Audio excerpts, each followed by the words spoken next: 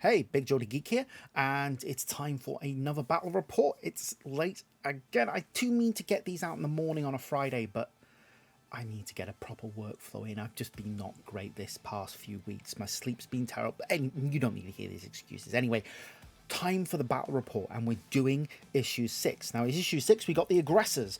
Fantastic models. I love these models. They are great. I have a real thing for Gravis armor. I just love the Gravis armor. It just looks so cool. Anyway, my Aggressors are painted up as Blood Ravens, as usual, because I love the chapter. And they're going to be taking on some sinister Necrons, as per usual, as they will throughout this collection, the Imperium forces, that is. Anyway, the mission is basically the Royal Warden needs to be killed by turn 4. It's a maximum of 4 turns. The Royal Warden is in there. We've got to kill... The Space Marines have to kill him. The Necrons have to keep him alive. So that's how we're doing it. So shall we crack on in and see how it goes? So, cracking into the report, and we start off with the armies, and the Necrons are gonna go first for once. And here we have a Royal Warden from issue 1, looking nice and sinister there, ready to destroy mankind. And behind him, backing him up, are 3 Scorpec destroyers that came with issue 4. We've had them in a few of the reports now. The Blood Ravens, on the other hand, are represented by the mighty Aggressors. I've had these since the Conquest issue. They're actually from that. So the Aggressors I do have from this collection will be going into my Space Wolves who lack some Aggressors. And it's nice to see these models back, even if it was only for a little while. They're nice, easy to build models, and they're quite cool. And they've been out of production for about a year and a half now.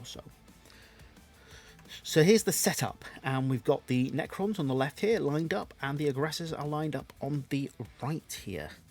So into turn 1, and I'm just going to go back a second, apologise for the state of the kitchen. We've been shopping tonight, and yeah, I need a better filming space or make... Yeah, anyway, okay. Yeah, so the Aggressors begin their move by advancing, so that is where they roll a dice, add it to their move, and make a move. One Aggressor manages to go 8 inches with his normal move of 5+3. Another makes in the center there, makes a move of 11 inches, 6+5. And the one at the bottom here only rolls a 2, so he's only able to move 7 inches. And that's basically their turn. Now, I should have removed the dice at this point, but I forgot. As the Necrons Scorpec Destroyers move up, now they can move 8 inches, so they move up all the distance towards the nearest Aggressor that they are near to. The Royal Warden, on the other hand, moves up 6 inches, which is his movement speed, and he uses his Relic Gorse Blaster to attack the Aggressor in the middle there, scoring 3 hits at -3 AP, which is very important. So my Aggressor needs to roll 6s in order to avoid being killed. Yeah, he didn't do that. He failed every single one of them and is dissolved into his constituents' atoms by the Relic Gorse Blaster. The Scorpec Destroyers then make a charge move. 2 of them do at least anyway. The third one is too far away. And the first one at the bottom here is stumbles and falls over some crates that he's clearly standing on there that are printed on the bottom of the map, as he's only able to roll 8 when he needs a 10. And at the top there, the destroyer there manages to roll a 9, which gets him into combat with the Aggressor up there. So this Aggressor hits the Destroyer, I should say. Destroyer, Aggressor, very similar. The Destroyer hits the Aggressor 3 times, hitting him twice. Now, the dice there on the left should have been a 6, but I've moved it, and when I moved it, I forgot to put it back to a 6. So it's a 6 because his armor save is 3, and the Destroyer's AP is -3. So he should have been needing 6s to save. So he's left with a wound, 1 wound. So he's got 2 wounds left.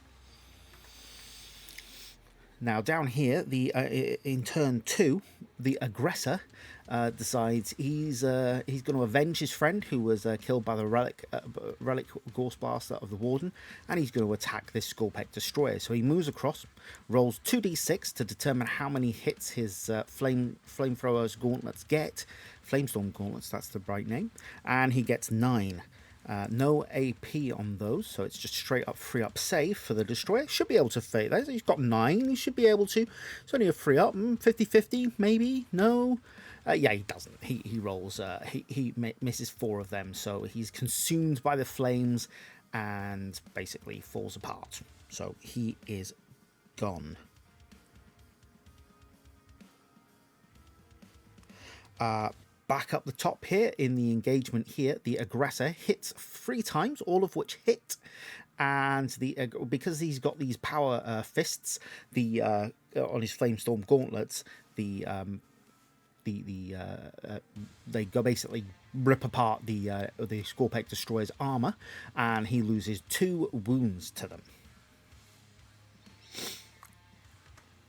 So down here, we're in the Necrons, turn 2. The Scorpec Destroyer and Royal Warden begin moving towards the aggressor, which previously killed a destroyer. They've decided they want a bit of revenge, so we've got a bit of tit for tat going on here. The Royal Warden shoots the aggressor with his Relic Gorse Blaster, only hitting him once, which does manage to do a wound. The save that the aggressor rolls is a 1, so he takes a wound. The Scorpec Destroyer decides to charge in. He's only a little bit away, so the 6-inch that he charged got him in nice and fine. Hits him, well, twice, but with -3 AP, the aggressor was unable to roll enough dice to, enough 6s, well, any 6s, to save himself. In the remaining combat up the top here, the aggressor smashes the aggressor is smashed by the destroyer 3 times, all of which hit, and sadly rip apart the aggressor. He doesn't save any of those, and he is torn away and dropped to the battlefield. The meaning that the Necrons decisively won that game. So as you can see, that was a decisive victory for the Necrons. They pretty much decimated it. Now, one thing I did not mention, in this particular game, the living metal rule came into effect, whereby the Necrons regained 1 wound at the beginning of their turn. The Necron Scorpec Destroyer that took a wound did actually recover that wound. I just didn't mention it in the report, because I neglected to read that part on my script because I'm an idiot.